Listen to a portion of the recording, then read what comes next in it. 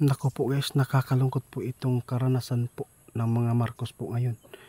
Grabe ang pagsisisi pala ngayon guys na nakita ng ating kaibigan.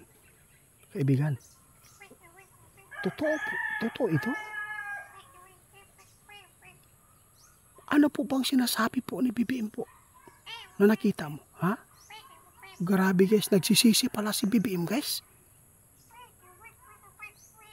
Bakit po siya nagsisisi?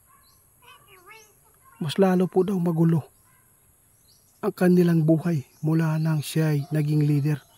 Hindi pala siya masaya pala talaga guys. Ito po ang sinasabi pala noon ni kaibigan na hindi masaya si BBM po ngayon. Dahil po sa mga tao na kapaligid sa kanya. Meron pong natuklasan si kaibigan guys na nakita po niya sa mga BBM po ngayon. Kay Marcos po dahil po sa kanilang problema po na hinaharap. Kaya po nila bayaran ito kaibigan. Sabi na ating kaibigan, iwan ko lang. No? Damay po talaga. Madadamay po ang pira sa kaban nito guys kapag ito ay hindi po matingnan po ng nakakataas po dito sa budget natin. Dapat po mag-ingat po tayo. Nakita ng ating kaibigan ngayon guys, grabe yung pagsisisi po ng ating presidente. Bakit po siya pa naging leader? Dahil po napakalaking kanilang haharapin po ng mga problema ngayon. Grabe, hindi patay. O marami nagsasabi karma na yan. Kasi po marami po daw pinahirapan na Pilipino. Hindi po tayo pwedeng makapagsalita po ng ganyan guys. Kasi si kaibigan po mismo talaga ang nakakita din po kayo na tuklasan po niya na parang patiwara na ba. Parang wala na sa magandang pag-iisip po ngayon dahil sa dami pong mga problema, isyu na kanyang hinaharap lalo na meron po silang kaso sa Amerika. Kung hindi po sila makakabayad dito guys, imposibleng hindi po sila madidiin dito guys. Madidiin po. Nakakaawa po talaga yung... Kaya pala hindi maganda po yung takbo ng ating bansa guys. Dahil po mismo sila mayroong problema sarili po nila. Hindi po lahat pala ng mayaman ay masaya. No? Mas maganda pa siguro yung mahirap na matanggap po nila ang kanilang kalagayan. Kasi po masaya. Hindi pala lahat guys na nakikita po natin na mayaman ay masaya po ang kanilang buhay. Ito po ang sabi ng ating kaibigan. Kaibigan.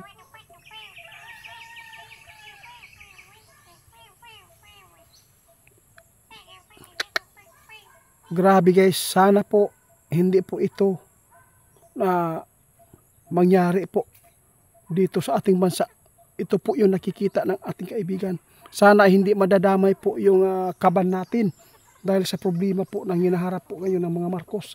Tapos guys, mayroon pa silang kaso na haharapin po pagkatapos sa kaso ni Tatay Digong dito guys.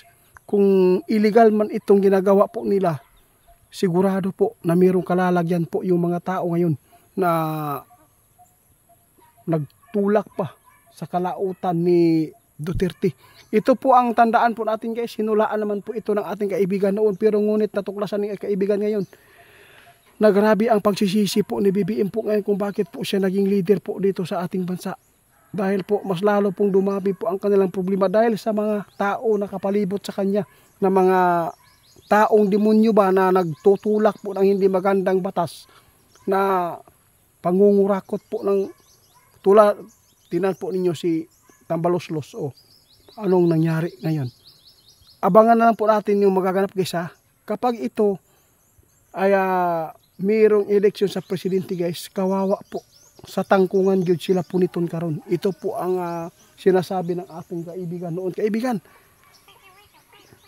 sa tingin po ba ninyo kaibigan, yung pagka-presidente ni BBM ba, grabe talaga yung pagsisipsipo niya?